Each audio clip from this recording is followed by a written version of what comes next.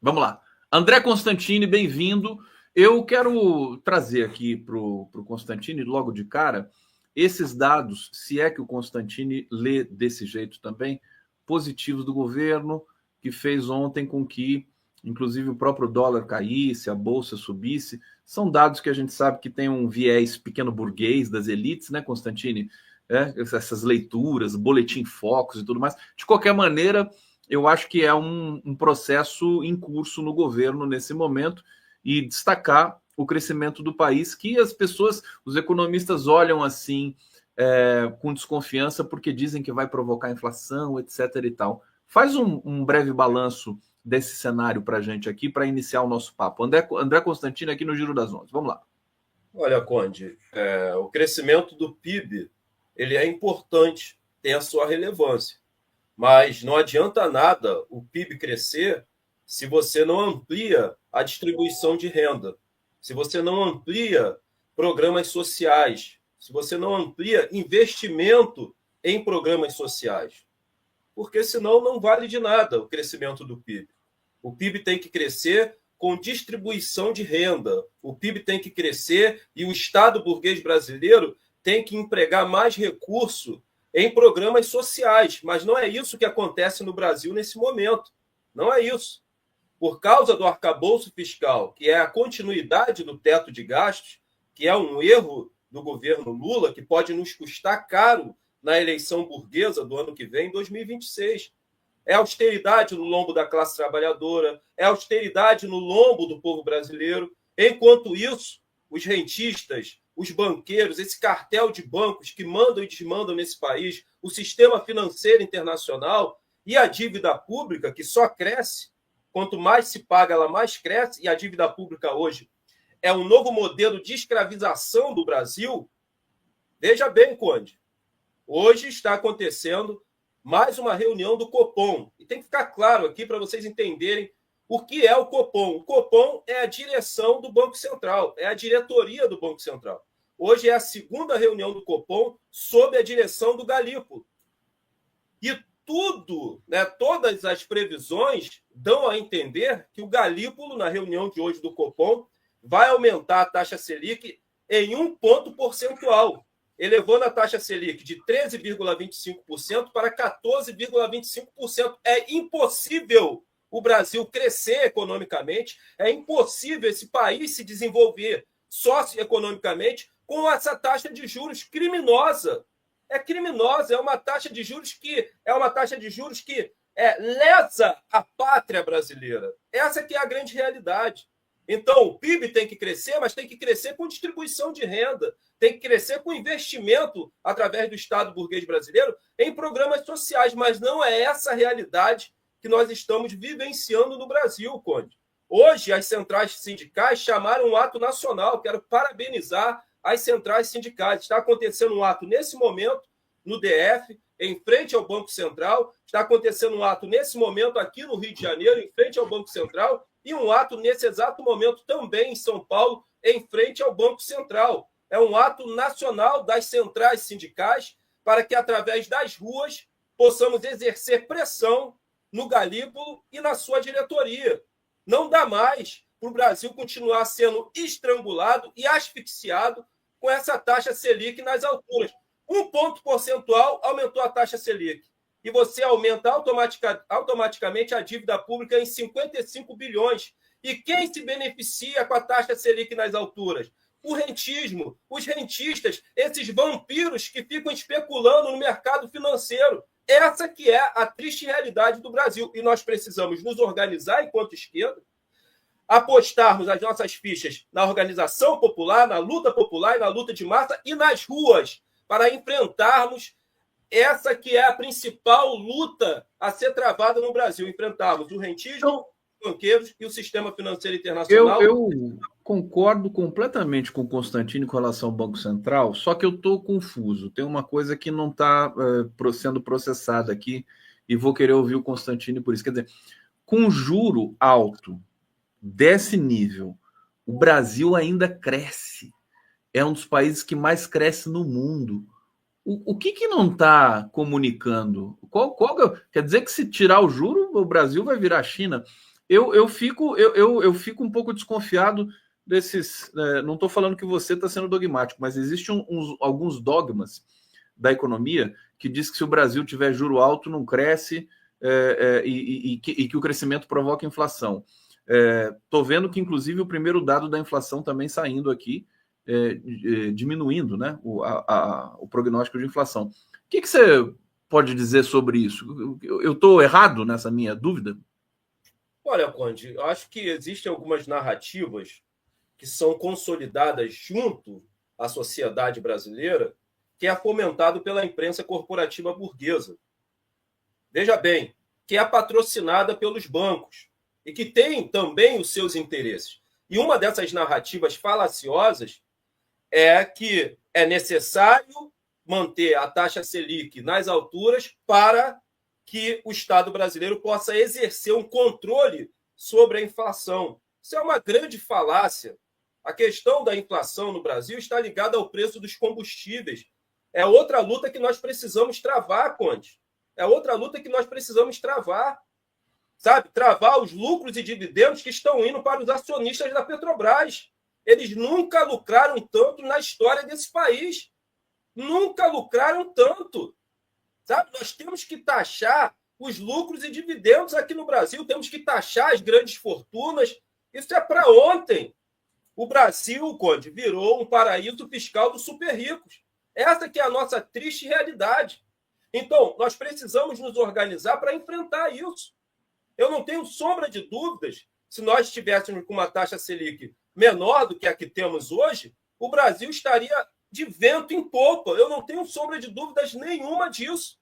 Nenhuma. O que está em jogo aqui, Conde, é que a taxa Selic nas alturas e a dívida pública, né, aquilo que sai do orçamento da União anualmente para pagar a dívida pública e pagar os juros da dívida, gira em torno aí de 900 bilhões por ano.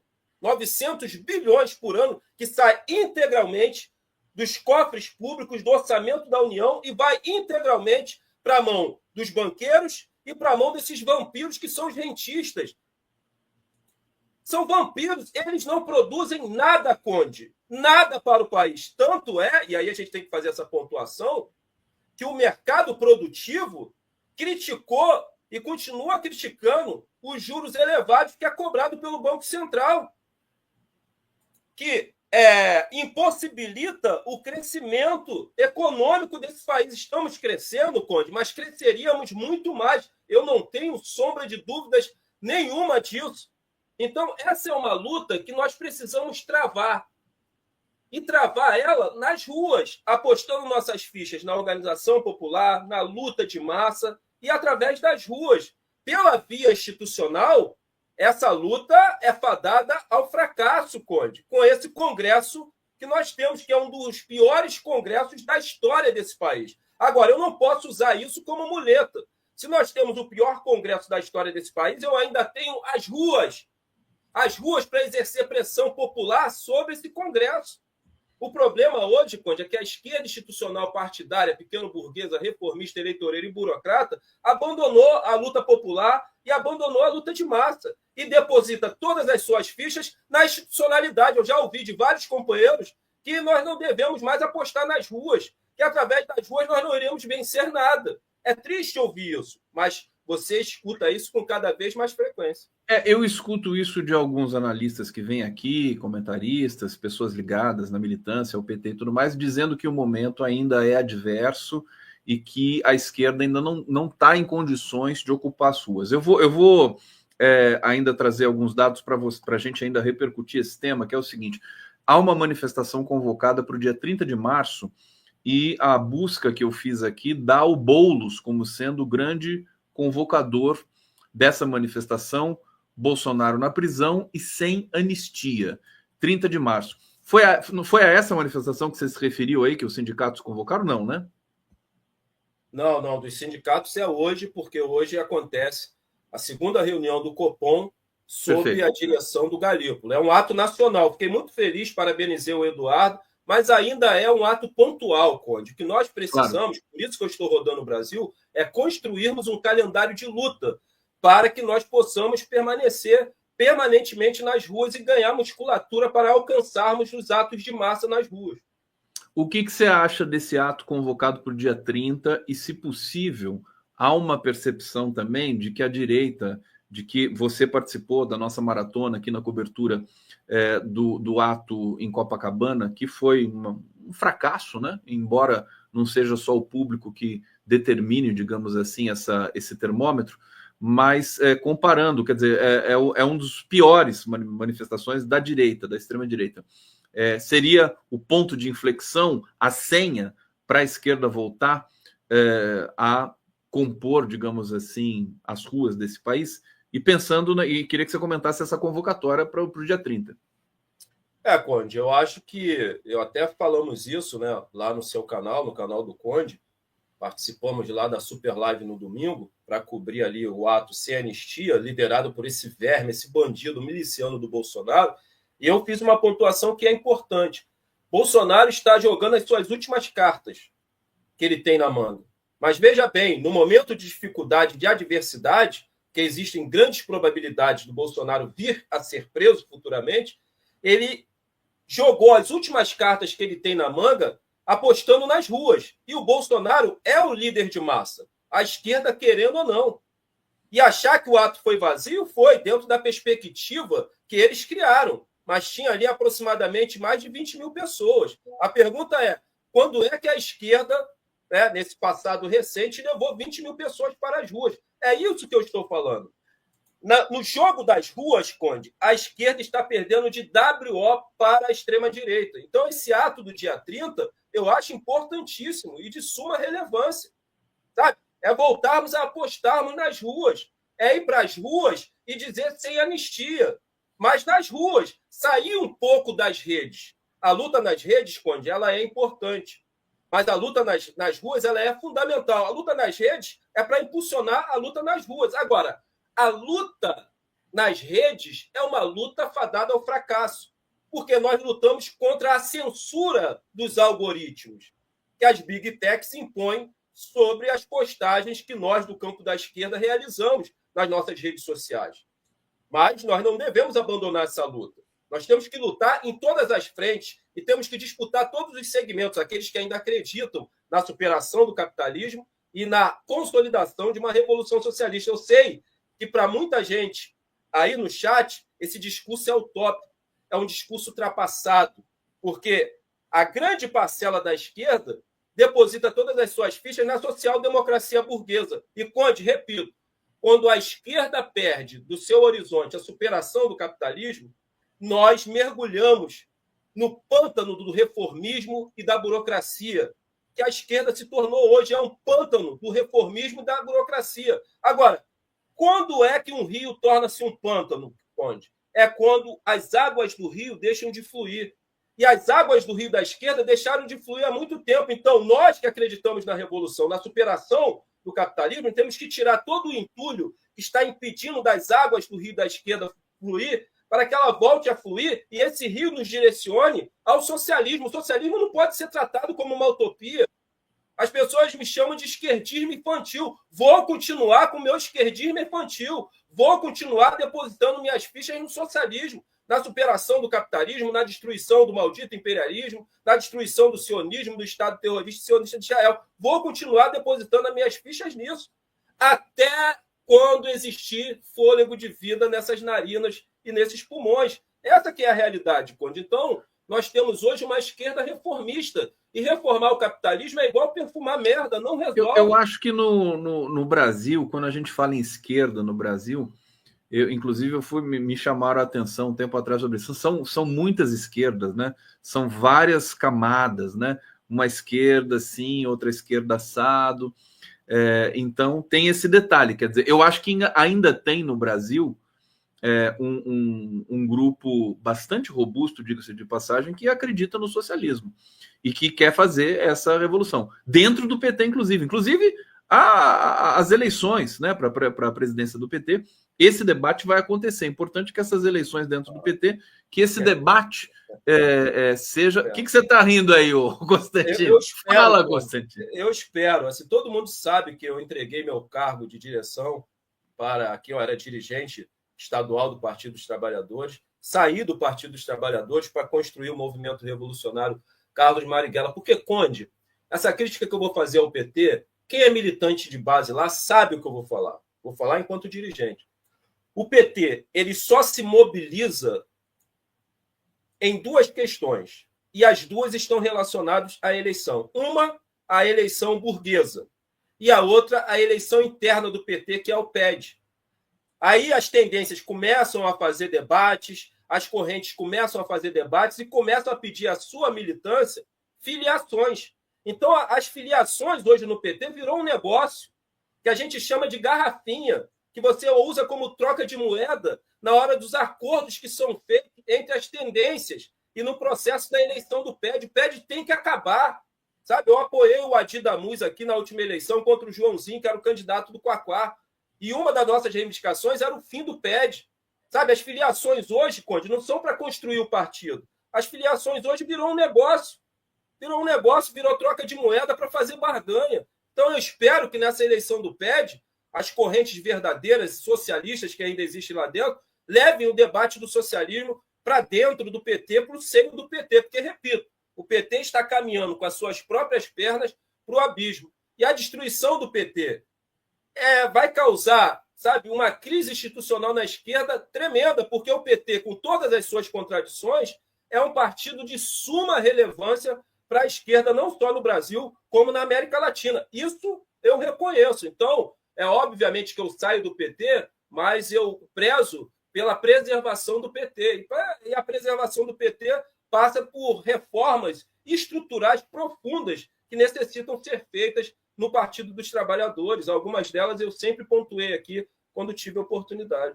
Eu quero falar mais um pouco do PT com você, mas antes eu quero ir aqui no bate-papo. O Fernando Castro está dizendo o seguinte: André, com o povo trabalhando 12 horas por dia, como ir à rua desse jeito? Como é que você vê a situação do povo que tem acesso a essas informações e o computador? A gente vê o perfil, né, de quem vai em manifestação do Bolsonaro, realmente muitos aposentados, sem querer fazer nenhum etarismo aqui, enfim, e figuras que não precisam trabalhar 12 horas por dia. Como é que você responde ao Fernando Castro? Essa posição dele é importante, porque aí a gente vai discutir o capitalismo. Porque o capitalismo, para ele se manter de pé, ele construiu ferramentas de controle social. E muitas são bastante exitosas.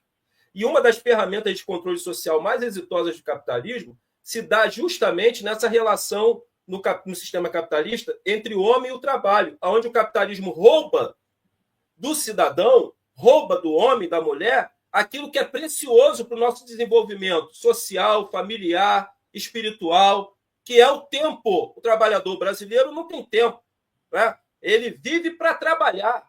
Vende sua força de trabalho aí, hoje análogo à escravidão, depois da aprovação da reforma trabalhista, que nós precisamos revogá-la.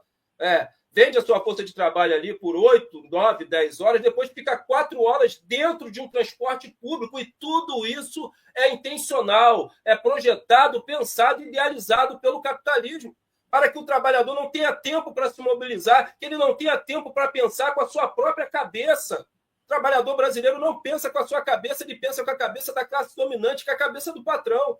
Então, como reverter isso? Trabalho na base. Não tem outra saída. É cair para dentro das favelas e das periferias. Sabe? É o trabalho dentro do chão de fábrica. Fazer o que a esquerda já fez um dia, outrora, que infelizmente abandonou.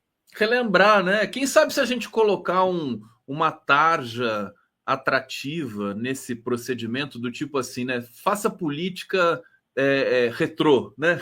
Como no passado recente, política vintage, vá na comunidade, discuta, né, com força. É que, enfim, a gente não pode negar que a conjuntura mudou em função de redes sociais, dentre outras coisas. Edson Antunes está dizendo que a esquerda não tem mais essa voz, André. Infelizmente, éramos mais brigadores.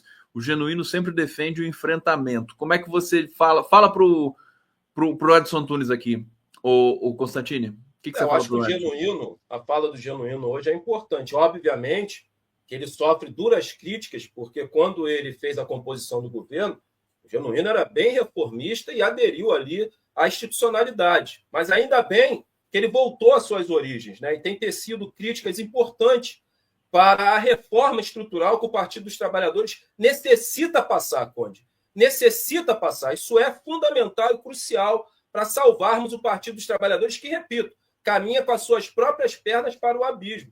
Então, eu sempre pontuo aqui, Conde, muito se fala, é preciso de uma renovação no Partido dos Trabalhadores.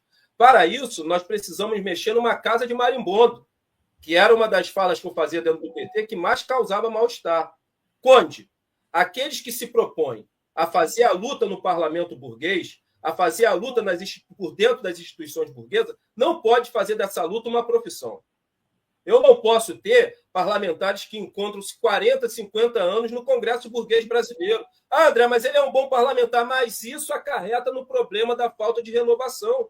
Porque quando surge um militante, sabe, que tem uma eloquência, que tem um bom discurso, que tem militância de base, esses parlamentares, esses companheiros que fizeram da luta no parlamento uma profissão, vê esse companheiro como um adversário, assim como a classe média olha para a classe trabalhadora, porque a classe média não se sente pertencente à classe trabalhadora. Então, quando os 2 primeiros governos do presidente Lula deu a possibilidade dos trabalhadores e os mais pobres subirem um degrauzinho social, a classe média olhou para baixo e falou, opa, daqui a pouco eles estão disputando o mercado conosco.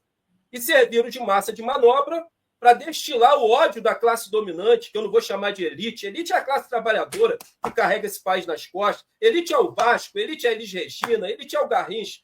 Essa classe dominante é exploradora, é escravocrata. Então é isso que acontece. Então nós temos que revisar algumas coisas.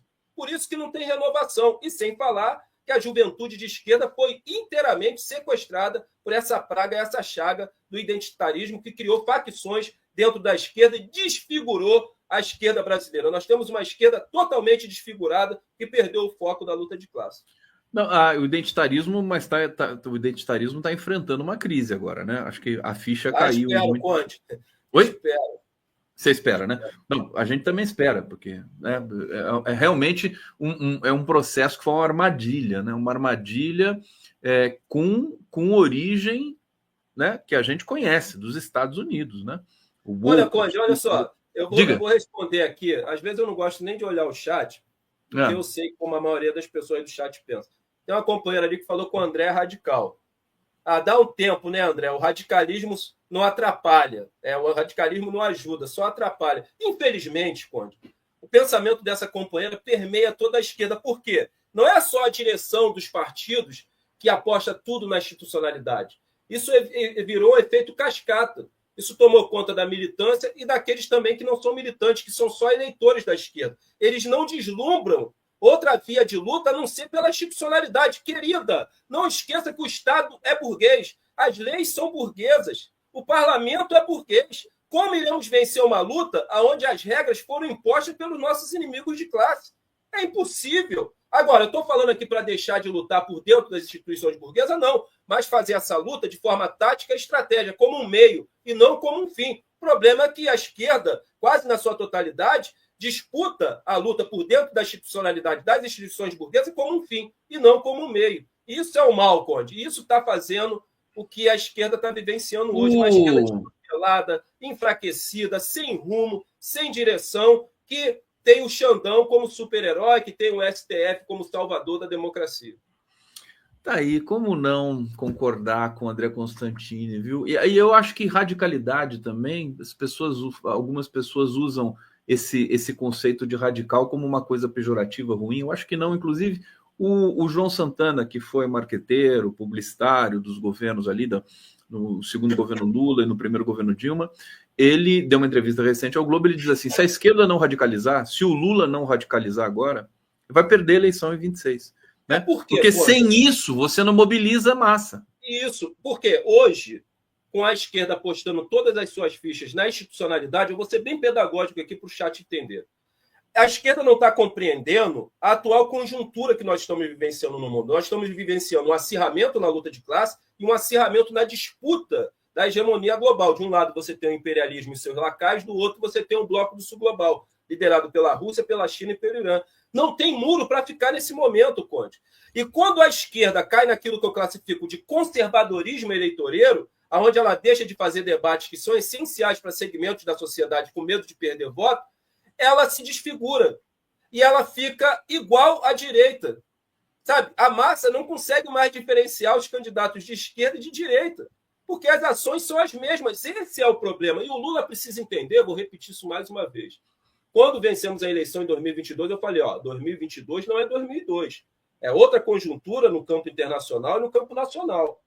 Hoje, Conde, o neoliberalismo que consome esse país, que destrói esse país, não permite que o governo Lula faça políticas compensatórias, como o governo Lula pôde fazer nos seus 2 primeiros governos. O governo deu muito dinheiro para os banqueiros, sempre deu, isso é fato, mas ele, naquela conjuntura, ele podia fazer políticas compensatórias e fez muitas políticas de inclusão social, como Bolsa Família, entre outras. Nessa atual conjuntura, eles querem tudo, Conde. Eles não querem política compensatória, eles não querem nada. A gente precisa entender isso. Olha só, eu até gostaria de entrar nessa questão da política compensatória, mas se não for hoje, vai ser na próxima conversa com o Constantino. Consta! Vou chamar você de Consta. É o seguinte, você não vai se candidatar a alguma coisa, não, aí? Porque as pessoas perguntam e eu também me pergunto, porque o teu discurso está tão afiado. Você está em algum partido nesse momento? Você saiu do PT oficialmente, é isso? Não, nem me desfiliei ainda. Inclusive, eu tive uma conversa com o Fabiano, trompetista, que existe um projeto que possa ser que eu ainda fique no PT. A gente está querendo unir as forças. Fica e se candidata, bicho. Você não está pensando nisso? Vozes para a gente resgatar aquele PT, sabe, que foi construído lá atrás. Sabe, o PT foi se desfigurando aos poucos, principalmente quando chegamos à cadeira da presidência da República. O PT tem uma relevância, porque, Conde, com todas as contradições, o PT ainda é um partido de luta de classe. O identitarismo não tomou conta do PT. Obviamente que chegou alguns identitários aí oriundos do PSOL, e a gente tem que tomar muito cuidado com eles, porque o PSOL é o maior propagador do identitarismo, né? Essa chaga, esse câncer, o Partido Amarelo. Um abraço para os companheiros do PSOL, um beijo para o coração de vocês, né? O partido do não vai ter Copa, né? O partido aí da Lava Jato, mas enfim, é necessário, vocês que cobram tanto o PT fazer autocrítica, queria que vocês também fizessem a autocrítica de vocês, né?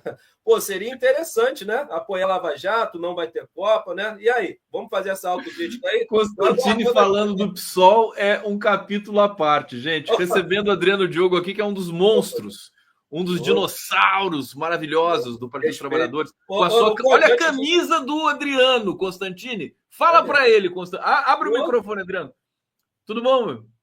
Ô, André, você é vascaíno, parabéns, hein? Eu sou vascaíno. Os primeiros. Vascaíno, e sou filho de Xangô. Ó. Quem merece, recebe. Quem deve, paga, hein? Aguarda aí.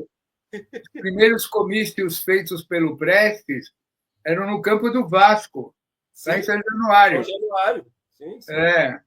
Olha, eu vou te falar, Adriano.